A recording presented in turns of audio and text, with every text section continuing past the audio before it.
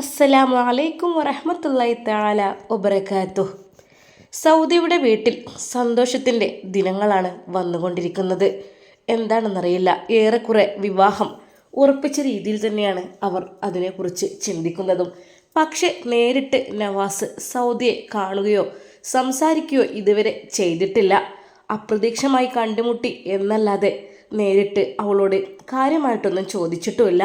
ഉമ്മ പറഞ്ഞു, പഠിച്ചോനെ, അവിടുന്ന് ഇവിടുന്ന് കണ്ടോണ്ടൊന്നും മതിയാവില്ലല്ലോ. പെണ്ണ് കാണല് ശരിക്കും വീട്ടിൽ വന്ന് തന്നെ കാണണം, എന്നെങ്കിൽ തന്നെ നടക്കുള്ളൂ. മറ്റേത് അവിടുന്ന് കണ്ടു ഇവിടുന്ന് കണ്ടു എന്ന് പറഞ്ഞിട്ട് പിന്നെ എന്തെങ്കിലുമൊക്കെ പ്രശ്നം ഉണ്ടായാൽ ഞാനത് കണ്ടില്ല അങ്ങനെയൊക്കെ പറഞ്ഞിട്ട് കാര്യമില്ലല്ലോ. എന്തായാലും വേണ്ടില്ല, ഇവിടെ വന്ന് വീട്ടിൽ വന്ന് കണ്ടോട്ടെ, സംസാരിച്ചോട്ടെ. കാരണം എത്രയോ സംഭവങ്ങൾ അങ്ങനെ ഉണ്ട് ഇപ്പോഴത്തെ ഈ കാലത്ത് തന്നെ. കളറില്ലാത്തതിൻ്റെ പേരിൽ, അല്ലെങ്കിൽ തടിയില്ലാത്തതിൻ്റെ പേരിൽ, ഭംഗിയില്ലാത്തതിൻ്റെ പേരിലൊക്കെ എത്രയോ വിവാഹാലോചന നടന്ന വിവാഹമൊക്കെ കഴിഞ്ഞതിന് ശേഷം പിന്നെ നിറമില്ല, കറുപ്പാണ്, തടിയില്ല എന്നൊക്കെ പറഞ്ഞ് കുട്ടിയെ നിരന്തരം പീഡിപ്പിക്കുക, കുട്ടികളെ നിരന്തരം ഓരോന്ന് പറഞ്ഞ് വെറുപ്പിക്കുക. അങ്ങനെ അവർ മനം നൊന്നിട്ട് ആത്മഹത്യ ചെയ്യുക. ഇപ്പം എത്ര കേസായി നമ്മൾ ഈ കേരളത്തിൽ തന്നെ നടക്കണേ. ആ ഒരു ഗതി വരാൻ പാടില്ല. അപ്പം നമ്മൾ കാണാൻ പോകുമ്പോൾ തന്നെ ശരിക്കും നോക്കി കണ്ട് മനസ്സിലാക്കിയിട്ട് ഒക്കെ കെട്ടുക. അല്ലാതെ ഇപ്പം പിന്നെ വിശ്വസിക്കാനും പറ്റൂല കേട്ടോ.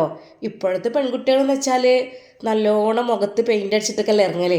അതുകൊണ്ട് തന്നെ കുട്ടിയുടെ ശരിക്കും സൗന്ദര്യം കളറൊന്നും ആരും അറിയണില്ലല്ലോ. മുഖത്ത് ഓരോ കിലോ പുട്ടിയാടല്, ഓരോരുത്തരൊക്കെ ഓരോ പുട്ടിയും കാര്യങ്ങളും മുഖത്ത് തേച്ച് വെളുപ്പിച്ച് കാണാൻ വന്നാൽ പിന്നെ എങ്ങനെ അറിയാനാ ചെക്കന്. അങ്ങനെയുണ്ട്, അങ്ങനെ ചെക്കന്മാരെ പറ്റിക്കണോലും ഉണ്ട് കേട്ടോ ഇഷ്ടം പോലെ. ശരിക്കും കാണാൻ വരുമ്പോൾ ജസ്റ്റ് ഒന്ന് മുടിയൊക്കെ വാർന്ന് വൃത്തിയാക്കി, വേണമെങ്കിൽ അത്യാവശ്യത്തിന് ഒരു തുള്ളി പൗഡർ അതൊക്കെ ഒന്ന് ഇട്ടിട്ട് പോകണം. മറ്റേത് കുറേ പെയിൻ്റ് അടിച്ച് പോയിട്ടൊന്നൊരു കാര്യമില്ല. അതുകൊണ്ട് കഴുകി കളഞ്ഞാൽ യഥാർത്ഥ കളറും യഥാർത്ഥ മുഖഷേപ്പൊക്കെ ഇങ്ങനെ തിരിച്ച് വരും. പിന്നെ അവൾക്ക് ചിലപ്പം വിഷമാവും, ഓ ഞാൻ കാണാൻ പോയപ്പോൾ ഇങ്ങനെ അല്ലായിരുന്നല്ലോ എന്നൊക്കെ അങ്ങനെ ഉണ്ടാവും. എന്തായാലും വേണ്ടിയില്ല, സൗദൻ്റെ പെണ്ണ് കാണൽ നടത്തണം. ഉമ്മക്ക് അത് നിർബന്ധമായിരുന്നു. അതിൽ അവളുടെ അനിയത്തി പറഞ്ഞു, ഉമ്മ അപ്പോൾ സൗദത്തെ കണ്ടിട്ടില്ലേ? സൗദത്തെ റജിനത്തയുടെ വീട്ടിലെ ആളല്ലേ? അപ്പോൾ എന്തൊക്കെ തന്നെയെല്ലാം കണ്ടതല്ലേ? പിന്നെന്താ മോളെ, അത് പറഞ്ഞിട്ടൊന്നും കാര്യമില്ല. നേരിട്ട് ഇവിടെ വരണം, കാണണം, കണ്ട് ഇഷ്ടപ്പെട്ടിട്ട് ഉറപ്പിക്കുക. മറ്റേത് നമ്മളെ അവിടുന്ന് ഇവിടുന്ന് കണ്ടതിന് ശേഷം പിന്നെ എന്തെങ്കിലുമൊക്കെ പിഴവ് ഉണ്ടായിക്കഴിഞ്ഞാൽ ഞാൻ അവളെ ശരിക്കും കണ്ടിട്ടില്ലെന്ന് പറഞ്ഞാൽ പോയില്ലേ കഥ. അപ്പോൾ പിന്നെ വീണ്ടും എൻ്റെ കുട്ടി പഠിച്ചവനെ അതൊന്നും ഇല്ലാതിരിക്കട്ടെ. അതുകൊണ്ട് തന്നെ ഉമ്മാക്ക് നിർബന്ധം അവിടെ വന്ന് കാണണം എന്ന് തന്നെയായിരുന്നു. എന്നാൽ 2 ദിവസമായപ്പോഴേക്കും അതാ റജിനത്തയുടെ വീട്ടിലെ ഒരുവിധം പണികളെല്ലാം സൗദ കഴിച്ചിരുന്നു. സത്യം പറഞ്ഞാൽ റജിനത്തക്ക് നല്ല സങ്കടമായത്. മോളെ എടി, ഇവിടെ വിലക്കെ ഉണ്ടായിട്ട് എന്നെ ഹെൽപ്പ് ചെയ്തില്ലല്ലേ താത്ത? ഒന്നും സാരല്ല, ഓല് പഠിക്കണോടത്തുനിന്ന് ലീവിന് വന്നവരും ഞാൻ പിന്നെ പണിയൊക്കെ ചെയ്യണമല്ലേ. ഇപ്പോഴത്തെ പഠിക്കണ പെൺകുട്ടികൾക്കൊന്നും കാര്യമായിട്ട് ഇങ്ങനത്തെ ക്ലീനിങ്ങും പരിപാടിയൊന്നും അറിയില്ലല്ലോ. അത് കുഴപ്പമില്ല, ഞാനിവിടെ എല്ലാ വർഷം ചെയ്യണമെന്നല്ലേ. മോളെ ഇനിയിപ്പോൾ വല്ലാതെ പണിയുടെ കൈയൊക്കെ നോക്കട്ടെ. സൗദിയുടെ കൈകൾ പണിയെടുത്ത് ആകെ പൊതിർന്ന പോലെയുണ്ട്. മോളെ ഈ നനവിലും വെള്ളത്തിലൊക്കെ നിന്ന് എൻ്റെ കൈയും കാലൊക്കെ പറ്റി കേടുന്നല്ല മോളെ. നീ ഇങ്ങനത്തെ പണി എടുക്കണ്ട കേട്ടോ. അതായത് ഇനിയിപ്പോൾ നവാസ് ഒരാഴ്ചനുള്ളിൽ എന്തായാലും എത്തുവരിക്കാരം. അപ്പോൾ പിന്നെ കാണാനൊക്കെ വരുമ്പോൾ എന്തൊക്കെ തന്നെയാലും ചില ആണുങ്ങളെല്ലാം നോക്കും, ചില ആണുങ്ങൾ അങ്ങനെയൊക്കെ ആയിരിക്കും. അപ്പോൾ മുഖത്തേക്ക് മാത്രം നോക്കണമല്ലോ, കയ്യുമുഖം കാൽമുഖം നോക്കണമല്ലൊക്കെ ഉണ്ട്. അപ്പോൾ ഈ കൈയൊക്കെ ഇങ്ങനെ പൊതിർന്നൊക്കെ നിൽക്കണിങ്ങനെ കാണുമ്പോഴേ ഒരു എന്താ പറയുക, ചിലപ്പോൾ ഇഷ്ടക്കേടെങ്ങാനും തോന്നുകയാണെങ്കിലോ. അപ്പോൾ അതുകൊണ്ട് മോള് എന്നാ മോളെ ഒലിവ് ഓയിൽ റജ്നത്ത അവൾക്ക് ജെയ്ത്തൂൻ എണ്ണ അതാ കൊടുക്കുന്നു. മോളെ ഇതുകൊണ്ട് കയ്യും കാലും നല്ലോണം ഒന്ന് മസാജ് ചെയ്തോ കേട്ടോ. ഈ കയ്യുമ്മ ഉണ്ടാകണ ഒരു ഡ്രൈനെസ്സും അതുപോലെ തന്നെ ഇങ്ങനെ നനഞ്ഞ് ഇരിക്കണം അതൊക്കെ പോയിട്ട് നല്ല സോഫ്റ്റായ സ്കിന്നാകാൻ എപ്പോഴും ജെയ്ത്തെണ്ണ തന്നെയാണ് നല്ലത്. മോള് ഇത് തേച്ചോ നല്ലോ. സ്നേഹത്തോടെ നീട്ടിയ ആ ഒരു സമ്മാനം അവൾക്ക് വാങ്ങുവാൻ അല്പം മടി തോന്നി. ഇതൊക്കെ നല്ല വിലപിടിപ്പുള്ള എണ്ണയല്ലേ, അതിനെന്താ മോളെ, ഇവിടേക്ക് പോയി വരുമ്പോഴൊക്കെ കൊണ്ടുവരാനുള്ള എണ്ണയാണിത്. മോളെടുത്തോ, എന്നാ ചെറിയൊരു ടിന്നല്ലേ, ഇതെടുത്തോ. ഇതുകൊണ്ട് കയ്യും കാലൊക്കെ നല്ലോണം മസാജ് ചെയ്താൽ നല്ലതാന്ന് പറഞ്ഞു കേട്ടിക്കണേ.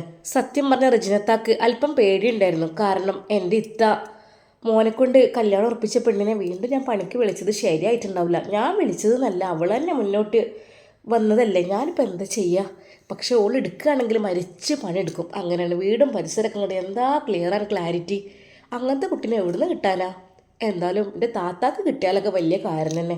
പിന്നെ എന്തൊക്കെ തന്നെയാണ്, നുസൈബ പഠിക്കാൻ പോണ കുട്ടിയല്ലേ, ഓൾ MBBS ചേർന്ന കുട്ടിയല്ലേ.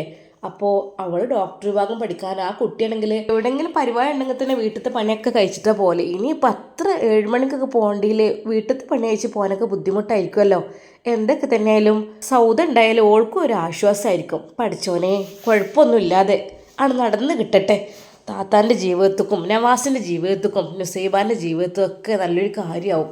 ഓള് ഒരു ഏറ്റല്ല ആരോടും, എന്ത് പറഞ്ഞാലും പാവാണ്, ഒക്കെ അനുസരിക്കും. അങ്ങനെ പഠിച്ചവൻ ഈ ഒരു സ്വഭാവം എന്നും നിലനിർത്തി കൊടുക്കല്ല. ഇത്ത എന്ന് ഞാൻ പോട്ടെ. മോളെ എന്നാൽ കുറച്ച് ഭക്ഷണം കൊണ്ടേക്കോ. ഇത് ഉച്ചക്ക് വെച്ച ബിരിയാണി ഇത് കുറച്ച് കുട്ടികൾക്ക് കൊണ്ടു കൊടുത്താൽ വേണ്ടത്താ, ഒന്നും വേണ്ട. അല്ലല്ല, ഇന്ന് ഇത് കൊണ്ടേക്കും മോളെ.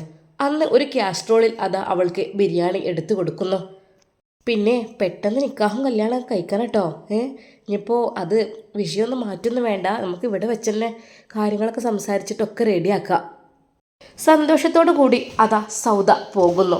സൗദ പോകുന്നത് റജിനത്ത് നോക്കി നിന്നു. നവാസിന് പറ്റിയ പെണ്ണെന്നെ.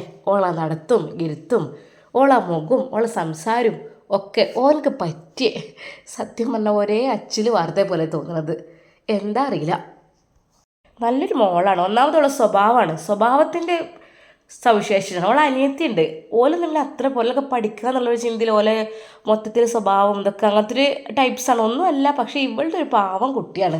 എന്തൊക്കെ തന്നെയാലും ഭർത്താവിൻ്റെ അടുത്ത് നിൽക്കാൻ പറ്റിയ നല്ലൊരു പെൺകുട്ടി.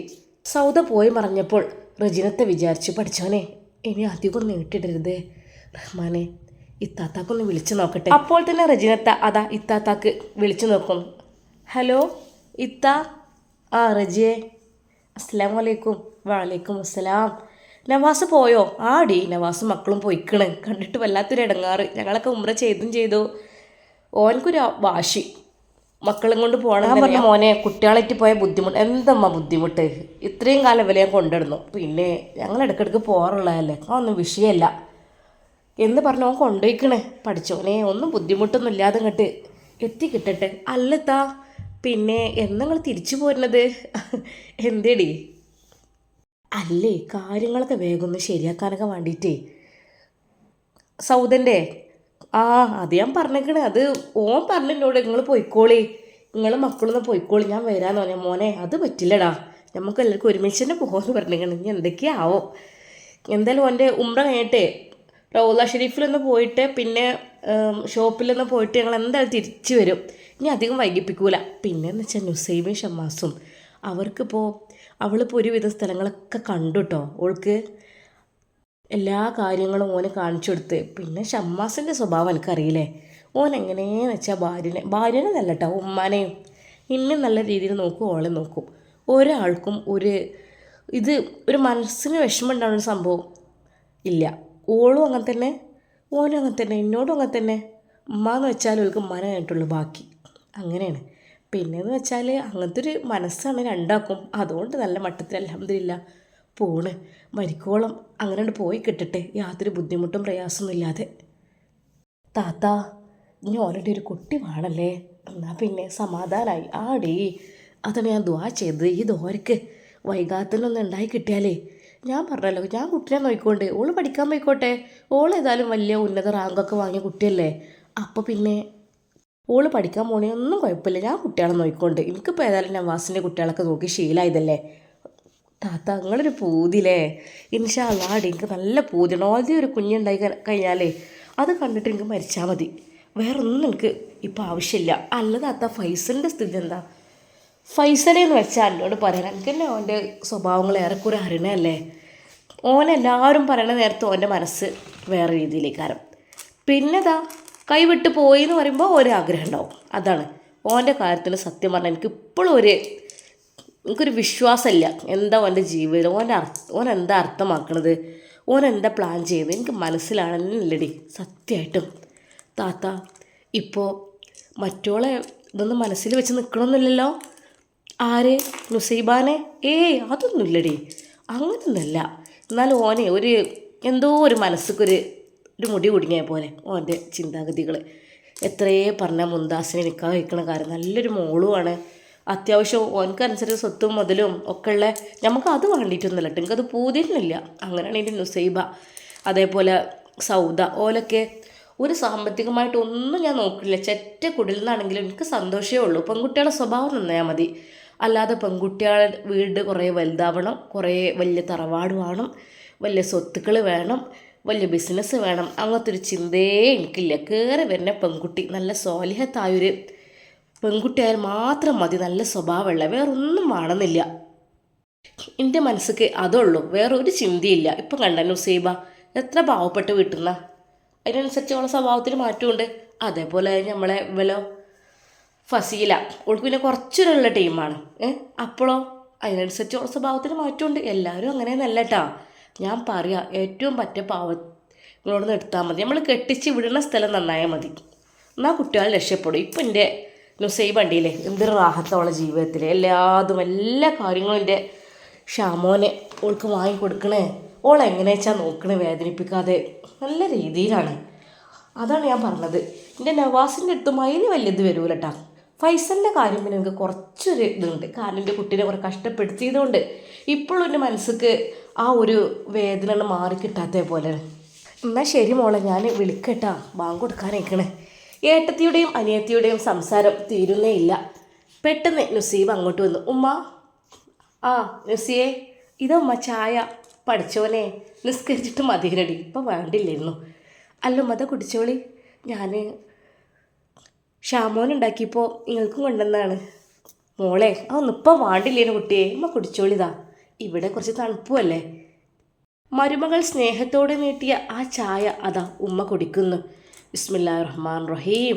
ചായ കുടിച്ചതിന് ശേഷം അൽഹംദുലില്ലാ, പഠിച്ചോനെ കിട്ടുകയാണെങ്കിൽ ഇങ്ങനത്തെ മരുക്കളെ കിട്ടണം. എല്ലാം കൊണ്ടും എൻ്റെ കുട്ടീൻ്റെ കാര്യത്തിൽ ഓളം ഓക്കെയാണ്, എൻ്റെ കാര്യത്തിലും ഓക്കെയാണ്. അങ്ങനൊക്കെ ഒരു കിട്ടാനും വേണം ഒരു ഭാഗ്യം. അതുകൊണ്ടല്ലേ ഓളെ ഞാൻ മുറുകെ പിടിച്ചത്. ഉമ്മ തരി ഗ്ലാസ്. വേണ്ട മോളെ, ഞാൻ കൊണ്ടുവച്ചോളാം, അതൊക്കെ ഇപ്പം എന്താ. അല്ല, ഞാനിതിൽ അടുക്കളയിലേക്ക് പോവല്ലേ. എന്തൊക്കെ തന്നെയാലും എൻ്റെ ഷമ്മാസ് കണ്ടറ റൂം 3 ബെഡ്റൂമുള്ള റൂം തന്നെ എടുത്തിക്കണേ. പിന്നെ നവാസ് മൂലം വരിക എന്ന് പറഞ്ഞപ്പോൾ ഏതെങ്കിലും സൗകര്യമായി ചെയ്തു. 3 റൂം നല്ല സൗകര്യമുള്ള വില്ല, 3 റൂമും ഡൈനിങ് ഹാളും കിച്ചണും സിറ്റ് ഔട്ടും എല്ലാത്തിനും ബാത്റൂമും, അതുകൊണ്ട് സുഖമായി. ഈ സമയം നവാസും മക്കളും കഅബയുടെ ചാരെ നവാസ് ഹൃദയം പൊട്ടി ദുആ ചെയ്യുകയാണ് പടച്ച റബ്ബിനോട്. അല്ലാ പഠിച്ചോനെ, ഒരുപാട് എനിക്ക് വിഷമങ്ങൾ നേരിടേണ്ടി വന്നു. അള്ളാഹുവേ, അതൊന്നും ഞാനൊരു പരീക്ഷണമായി കണക്ക് കൂട്ടുന്നില്ല, എല്ലാം ക്ഷമിക്കണമെന്നാണല്ലോ. പക്ഷേ എൻ്റെ ഭാര്യ റബ്ബേ, അതുമാത്രമാണ് എൻ്റെ മനസ്സിൽ വല്ലാത്തൊരു വേദന ഉള്ളത്. എൻ്റെ പ്രിയപ്പെട്ട ഭാര്യ, അവൾക്ക് റഹ്മാനെ നീ ഒരു ബുദ്ധിമുട്ടും കൊടുക്കരുത്. അവൾ ജീവിച്ചോട്ടെ ആരുടെയെങ്കിലൊക്കെ കൂടെ, നല്ല രീതിയിൽ. അവളെ വിഷമിപ്പിക്കണ്ട പഠിച്ചോനെ. എൻ്റെ മക്കളെ പെറ്റത്, എൻ്റെ പൊന്നു മക്കളെ പ്രസവിച്ചത് അവളാണ്. അതുകൊണ്ട് റബ്ബേ, എനിക്ക് അവളെ ചീത്ത പറയാനോ അല്ലെങ്കിൽ അവളെ ഉപദ്രവിക്കാനോ അവളെ ശപിക്കുവാനോ എനിക്ക് കഴിയില്ലല്ലോ. അതുകൊണ്ട് അവൾക്ക് പുറത്തു കൊടുക്കണം. ആ നിമിഷങ്ങളിലും നവാസ് തൻ്റെ ഭാര്യയ്ക്ക് വേണ്ടിയാണ് ദുആ ചെയ്തത്. തൻ്റെ പൊന്നുമക്കളെ പ്രസവിച്ചത് അവളാണ് അവരുടെ ഉമ്മ. അതുകൊണ്ട് തന്നെ ഒരിക്കലും അവൾക്ക് ബുദ്ധിമുട്ടുണ്ടാകുവാൻ വേണ്ടി നവാസ് പ്രാർത്ഥിക്കുന്നില്ല. അവൾ ജീവിച്ചോട്ടെ, അവൾക്ക് ഇഷ്ടമില്ലായിട്ടല്ലേ, അവളുടെ ഇഷ്ടമുള്ളവരുടെ കൂടെ ജീവിച്ചോട്ടെ, കുഴപ്പമില്ല. എന്നെ ഇഷ്ടമില്ലായിട്ടായിരിക്കും, ഞാൻ അവൾക്ക് യോജിച്ച ഒരാളല്ലായിരിക്കും, അതുകൊണ്ടായിരിക്കും. പഠിച്ച റബ്ബേ, അവൾ എന്നെ വിട്ടിട്ട് പോയത് എന്നെ ഇഷ്ടമില്ലായിട്ടാണ്. എന്നെ മക്കളെ ഇഷ്ടമുണ്ടാവില്ല. അതുകൊണ്ട് അവളുടെ ജീവിതം അവൾ എൻജോയ് ചെയ്യട്ടെ, അവൾക്ക് ഇഷ്ടപ്പെട്ട ആൾ കൂടെ ജീവിച്ചോട്ടെ, എനിക്ക് കുഴപ്പമില്ല. മനസ്സിൻ്റെ ഉള്ളിൽ ചെറിയൊരു നീറ്റിലുണ്ട്. പക്ഷേ അതൊന്നും അല്ലാ, നീ ക്ഷമത കൊണ്ടാ എനിക്ക് ക്ഷമിക്കാനുള്ള കരുത്ത് കൊണ്ടല്ല. അവളുടെ ജീവിതത്തിലേക്ക് ഞാൻ പോരാ. എന്നെപ്പോലുള്ള യുവാവിനെയല്ല അവൾ ആഗ്രഹിക്കുന്നത്. അവൾ ഒരുപാട് മസിൽ പെരുപ്പിച്ച് ഒരുപാട് വണ്ണം തടിയൊക്കെയുള്ള വലിയൊരു ആളെ, വലിയ ബിസിനസ്സുകാരനായിരിക്കും അവൾ ഇഷ്ടപ്പെടുക. പക്ഷേ പണത്തിൻ്റെ കാര്യത്തിലൊന്നും അവൾക്ക് യാതൊരു രീതിയിലുള്ള കുറവും ഞാൻ വരുത്തിയിട്ടില്ല.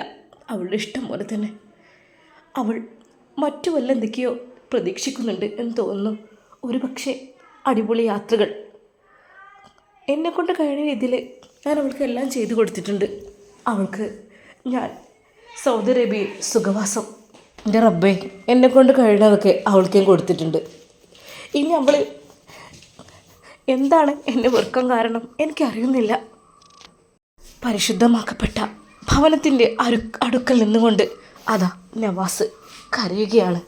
അല്ലാ റഹ്മാനെ, ജീവിതത്തിലെ സമാധാനം എനിക്കുണ്ടായിട്ടില്ല. എന്നും ഓരോ കുറ്റങ്ങളാണ്, പ്രശ്നങ്ങളാണ്. അല്ലാ, സമാധാനമുള്ള ജീവിതം എനിക്കിന്ന് തരണേ അല്ലാ. എൻ്റെ മക്കളെ മുൻനിർത്തിയാണ് പറയുന്നത്. ഉപ്പയ്ക്ക് എന്താ കരയുന്നത്? മോളുടെ ആ ഒരു വാക്കുകൾ. ഇല്ല. അപ്പോൾ ഉപ്പച്ചി പറഞ്ഞോ പഠിച്ചവനോട്? എന്ത് മോളെ? സൗദത്തെ കൊണ്ടുവരട്ടെ ചോദിച്ചോ? മോളുടെ ആ ഒരു വാക്കുകൾ. മോളെ ഇല്ല, അതൊക്കെ പഠിച്ചവനാണ് തീരുമാനിക്കുക, നമ്മളല്ല. ഉമ്മച്ചിനെ വേണ്ടെന്ന് പറ പഠിച്ചവനോട്. ഉമ്മച്ചി ഞങ്ങളൊക്കെ ഉപദ്രവിക്കും. മോളെ, നിങ്ങൾ ഉമ്മയല്ലേ, ഉമ്മച്ചിക്ക് വേണ്ടി ദുആ ചെയ്തോളി. നിങ്ങളൊക്കെ പ്രസവിച്ച ഉമ്മയാണോള്. ദുആ ചെയ്തോളി, ഉമ്മച്ചിക്ക് നല്ല മനസ്സ് വരാനേ. മക്കൾ ദുആ ചെയ്യ്. ആ കുഞ്ഞു കൈകൾ അതാ കഅബയുടെ നേരെ ഉയർത്തിക്കൊണ്ട് അവർ ദുആ ചെയ്യുകയാണ്. പച്ചോനെ, എൻ്റെ ഉമ്മച്ചി നല്ലതാവണേ അല്ലാ, സൗദത്തെ ഞങ്ങൾ വീട്ടിലേക്ക് കൊണ്ടുവരണേ അല്ലാ. ആ കുഞ്ഞു കരങ്ങൾ കൊണ്ട് ആ പിഞ്ചു പൈതൽ അതാ ദുആ ചെയ്യുന്നു. മോൻക്ക് അല്പം സംസം വെള്ളം എടുത്തു കൊടുക്കുന്നു. അത് ബിസ്മില്ലാഹിർ റഹ്മാൻ റഹീം എന്ന് പറഞ്ഞു കുടിക്കുന്നു. ഉപ്പച്ചി, സംസം വെള്ളം നല്ല ടേസ്റ്റ് ഉണ്ടല്ലേ? മോള് അത് വീണ്ടും വീണ്ടും കുടിക്കുന്നു. മക്കളെ കുടിച്ചോളി, ഇത്രക്കും പരിശുദ്ധമായ ഒരു വെള്ളമില്ല. ഉപ്പച്ചി സൗദത്തെ കൊണ്ടുവരുമോ? മക്കളെ, അങ്ങനെയൊന്നും പറയാൻ പാടില്ല. ഇവിടെ നിന്നിട്ട് നമ്മൾ അള്ളാഹുവിൻ്റെ അടുക്കലേക്ക് വന്നതാണ്. ഉപ്പാൻ്റെ പൊന്നു മക്കൾ അങ്ങനെയൊന്നും പറയരുത്. പഠിച്ചവനോട് ദുആ ചെയ്തോളൂ കേട്ടോ. അങ്ങനെ അത് നവാസും മക്കളും ഉംറ നിർവഹിച്ച് തിരിച്ചു പോരുകയാണ്. ആ പ്രാവുകളെ കണ്ടപ്പോൾ മോൾക്ക് ഭയങ്കര സന്തോഷമായി. ഉപ്പച്ചി, എല്ലാവരും ഗോതമ്പിട്ട് കൊടുക്കുന്നുണ്ടല്ലോ. അങ്ങനെ അതാ അവിടെ നിന്ന് ഗോതമ്പ് വാങ്ങാൻ കിട്ടുമായിരുന്നു. മോളുടെ സന്തോഷത്തിന് വേണ്ടി നവാസ് അത് വാങ്ങിക്കൊടുത്തു. അവൾ അവറ്റകൾക്ക് ഗോതമ്പിട്ട് കൊടുത്തപ്പോൾ അവരെല്ലാവരും കൂടി അത് പാറിപ്പറന്ന് കൊത്തി തിന്നു. ഹായ്, എന്ത് രസാലപ്പച്ചിയെ! മോളുടെ ആ ഒരു സന്തോഷം കണ്ടപ്പോൾ നവാസ് ഒരു നിമിഷം പടച്ചവനോട് പ്രാർത്ഥിച്ചു. അൽഹംദുലില്ലാ, അല്ലാഹുവേ, എൻ്റെ മക്കളെ ഈ മുഖം, മക്കളെ സന്തോഷം തന്നെ എനിക്ക് കാണാൻ കഴിഞ്ഞാൽ വല്ലാത്ത റാഹത്ത് തന്നെയാണ്. മാഷാ അല്ലാ, അൽഹംദുലില്ലാ. ഈ സമയം ഷമ്മാസിൻ്റെ റൂമിൽ ഉമ്മ. എന്താ മോനെ? അല്ല, ഇക്കെന്ന് വരുമോ മക്കളും? ആ, ഓല പോരും ഉമ്രക്കല്ലേ നിർവഹിച്ച് വരിക. പിന്നെ ഓല ഇടയ്ക്കിടയ്ക്ക് നിർവഹിക്കണമല്ലേ, അതേ ഉണ്ടാവുള്ളൂ. അത് കഴിഞ്ഞ് അവർ വരുമായിരിക്കും. ഇന്നോ ഇനി നാളെ എത്തുകയെന്നാവോ. അത് കഴിഞ്ഞ് വന്നിട്ട് റൗള ഷെരീഫിലും വന്നിട്ട് നമുക്ക് ഒരുമിച്ച് പോകാമല്ലേ മോനെ? അതിനു മുമ്പായിട്ട് ഓൻ പറഞ്ഞത് അവൻ്റെ ഷോപ്പിലേക്ക് പോകണമെന്നല്ലേ? ആയിക്കോട്ടെ അമ്മ, അതൊക്കെ കഴിഞ്ഞിട്ടാക്കാം. നുസൈബ മോളെ, ഉമ്മ വിളിച്ചു. ആ ഉമ്മ, മോൾക്ക് സന്തോഷമായോ? ഹാപ്പി ആയോ? മാഷാ അല്ലാ, ഇത്രക്കും വലിയൊരു സന്തോഷം എൻ്റെ ജീവിതത്തിൽ ഉണ്ടായിട്ടില്ല. ഇത്രക്കും വലിയ ആദ്യമായിട്ടാണ് എൻ്റെ മനസ്സ് നിറഞ്ഞ് ഞാൻ ജീവിക്കുന്നത്. അതും ഈ പുണ്യഭൂമിയിൽ ജീവിക്കാനുള്ള ഭാഗ്യം കിട്ടുക എന്ന് പറഞ്ഞാൽ തന്നെ വല്ലാത്തൊരു സന്തോഷം തന്നെയല്ലേ ഉമ്മ? ഇതിന് കാരണക്കാരായവർക്ക് പടച്ച റബ്ബ് അർഹമായ പ്രതിഫലം നൽകട്ടെ എന്നാണ് ഞാൻ പ്രാർത്ഥിക്കുന്നത്. മോളെ, ദുആ ചെയ്തോ. എല്ലാത്തിനും കാരണക്കാരൻ ഷാമോനാണ്. അത് കേട്ടുകൊണ്ട് ഷാമോൻ അങ്ങോട്ട് വന്നു. ആഹാ, അതെങ്ങനെ? ഞാനല്ലല്ലോ എല്ലാത്തിനും കാരണക്കാരൻ. അതാ എൻ്റെ മുമ്പിൽ ഇരിക്കണ ഈ ആളാണല്ലോ. മോനെ, ഞാനോ? അതെ, എൻ്റെ ഉമ്മയാണ് ഇതിനൊക്കെ കാരണക്കാരൻ. ഉമ്മാൻ്റെ അവളെ തിരിച്ചു കൊണ്ടുവരണം എന്നുള്ള ആ ഒരു വാശി, അതിനിടയ്ക്ക് എപ്പോഴോ കാരണമായി ഞാൻ ആ ഷോപ്പിൽ ഹിജാബിയെ കണ്ടുമുട്ടുന്നു. അങ്ങനെയാണല്ലോ സംഭവങ്ങളൊക്കെ. മോനെ, എൻ്റെ കുട്ടി തിരിച്ചു വരാൻ വേണ്ടി ഞാൻ ഒരുപാട് പഠിച്ചവനോട് ദുആ ചെയ്തിരുന്നു. എന്തായാലും അൽഹംദുലില്ലാ, അതൊക്കെ റാഹത്തായല്ലോ. അപ്പോൾ ഇതിൻ്റെയൊക്കെ കാരണക്കാരി നേർച്ച നേർന്ന ഒരാളാണ്. ഉമ്മ എന്താ പറഞ്ഞിരുന്നത്? നുസൈബ തിരിച്ചു വന്നാൽ പഠിച്ചോനെ ഒരു ഉംറക്ക് പോകണം അല്ലേ? അതേടാ. അൽഹംദുലില്ലാ, അതൊക്കെ സാധിച്ചു. മാഷാ അല്ലാ, എല്ലാം കഴിഞ്ഞു, റാഹത്തായി. ഇപ്പോൾ ഇവിടെ നിന്നാൽ പിന്നെ ഇവിടെ വിട്ടു പോകില്ല കേട്ടോ. ഇവിടെ തന്നെ വീണ്ടും വീണ്ടും ഇങ്ങോട്ട് വരാൻ തന്നെയാണ് ആഗ്രഹം. അങ്ങനെയുണ്ട് ഉമ്മ. സത്യമായിട്ടും എനിക്ക് ഈ ഒരു പുണ്യഭൂമി വിട്ടു പോകാനും തോന്നുന്നില്ല. സത്യമായിട്ടും എനിക്കിവിടെ എന്തൊക്കെയോ പ്രത്യേകതകളുണ്ടല്ലോ. നമ്മുടെ ഹബീബ് സല്ലല്ലാഹു അലൈഹി വസല്ലമയുടെ തിരുപാദ സ്പർശനമേറ്റ മണ്ണാണ് ഇവിടെ. ഇവിടെ നിൽക്കാൻ ഭാഗ്യം ലഭിക്കുക എന്നാൽ ഉമ്മ, ഞാൻ ഒരു കാര്യം പറയട്ടെ. എന്താ മോളെ? സത്യമായിട്ടും എനിക്ക് ഈ മണ്ണിൽ അന്തി ഉറങ്ങാനാണ് ആഗ്രഹം. മോളെ, നിൻ്റെ ആഗ്രഹം കൊള്ളാലോ. മോനെ. ഷമ്മാസ് ഇത് കേട്ടുകൊണ്ട് അങ്ങോട്ട് വന്നു. ആയിക്കോട്ടെ, അതിനെന്താ, അന്തി ഉറങ്ങുന്ന മണ്ണ് പരിശുദ്ധമാക്കപ്പെട്ട ഈ മക്കയിലെ മണ്ണ് അല്ലെങ്കിൽ മദീനയിലെ മണ്ണായി കഴിഞ്ഞാൽ ഏറ്റവും നല്ലത് തന്നെയാണ്. പക്ഷേ അന്തി ഉറങ്ങാൻ ആയിട്ടില്ല. എന്താ മോനെ നീ പറയണത്? അതേ ഉമ്മ, കുറച്ചുകൂടി ജീവിക്കണം. എൻ്റെ നുസൈബ, അവൾക്ക് ചിലതൊക്കെ നേടിയെടുക്കാണ്ട്. പടച്ച റബ്ബ് അവൾക്ക് ദീർഘായുസ്സും ആഫിയത്തും പ്രദാനം ചെയ്യട്ടെ.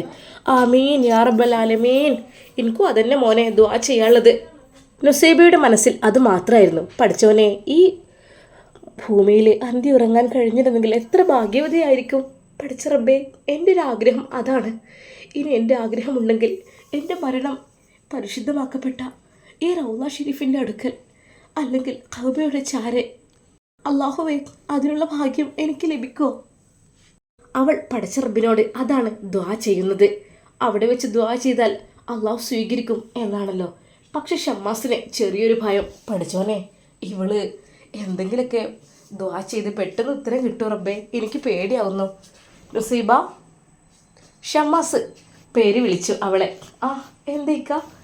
അതല്ല, എൻ്റെ പെണ്ണ് ഇപ്പോഴേ ദ്വാ ചെയ്യലട്ട് മോളെ. നമ്മളെ ജീവിതത്തിലേക്ക് കടന്നിട്ടല്ലുള്ളൂ. കുറച്ചും കൂടി ജീവിക്കണം എനിക്ക് നിൻ്റെ കൂടെ. എന്നിട്ട് നമ്മുടെ ഒരു വംശപാരമ്പര്യം നമുക്ക് ഉണ്ടാക്കണ്ടേ? അത് കേട്ട് അവൾ ചിരിച്ചു. ഇൻഷാ അല്ലാ, അള്ളാഹു സുബ്ഹാനഹു വ തആല അതിനുള്ള ഭാഗ്യം നൽകി അനുഗ്രഹിക്കട്ടെ.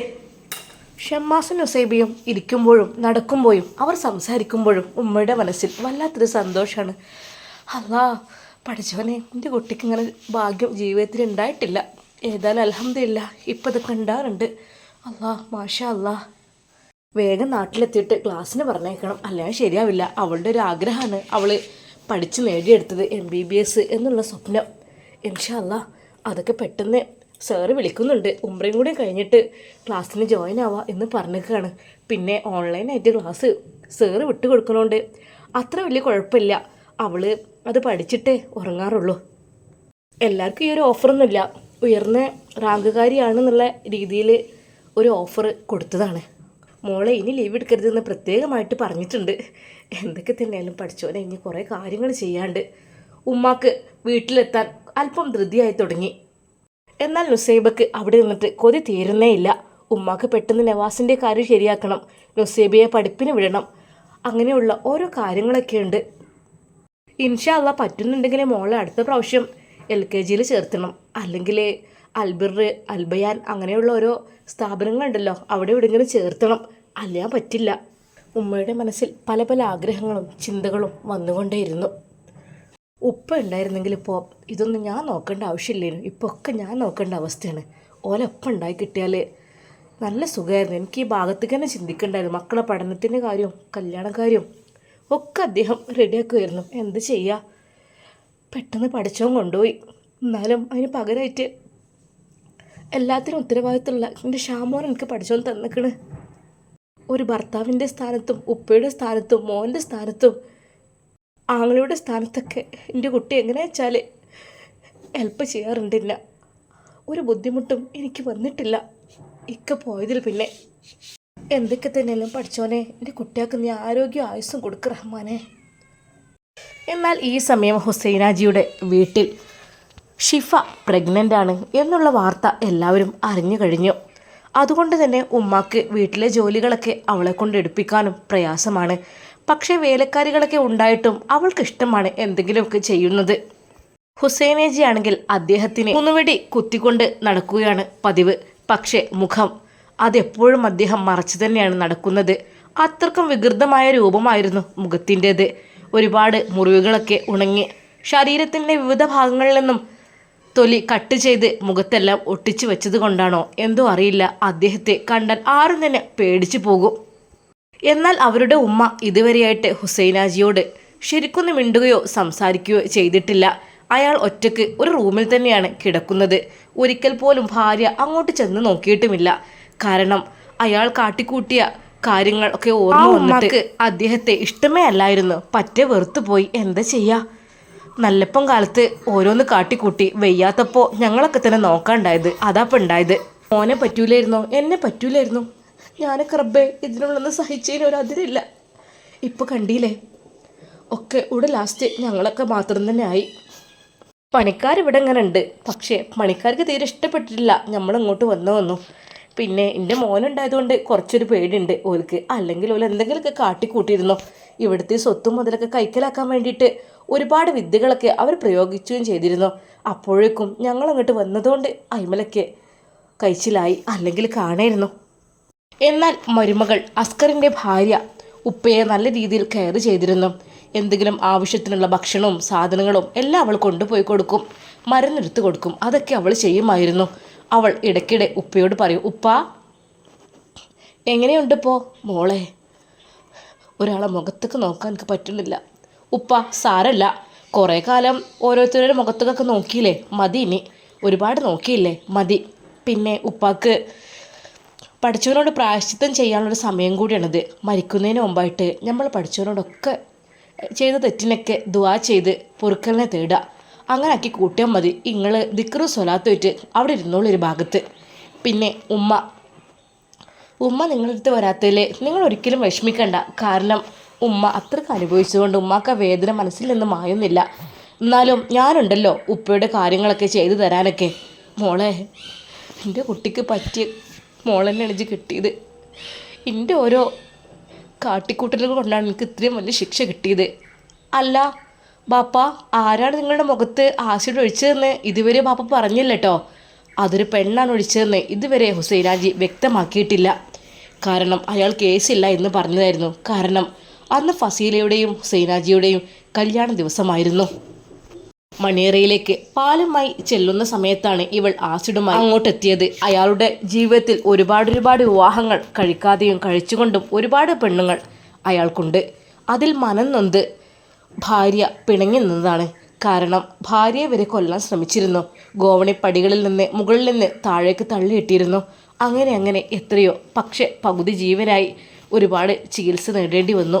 ഭാര്യ എങ്ങനെയെങ്കിലും മരിക്കണം, എന്നിട്ട് സുഖമായി ജീവിക്കണം എന്നായിരുന്നു അയാളുടെ ചിന്ത.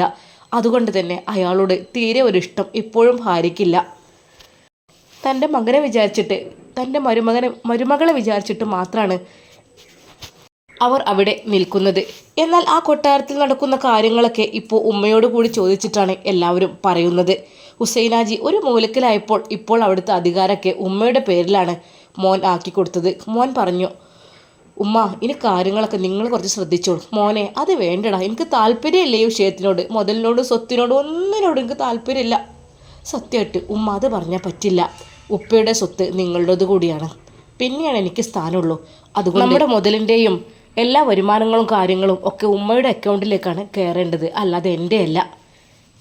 മകൻ്റെ നിർബന്ധം. പക്ഷെ ഉമ്മാക്ക് തൊട്ടും താല്പര്യമില്ലായിരുന്നു. വേണ്ട മോനെ, എനിക്ക് താല്പര്യമില്ലടാ, എന്തിനാടാ കുറേ സ്വത്ത് മുതലൊക്കെ, എൻ്റെ കുട്ടി പണിക്കാർക്കൊക്കെ ഉള്ള കൂലി അങ്ങോട്ട് കൊടുത്താണ്ടി.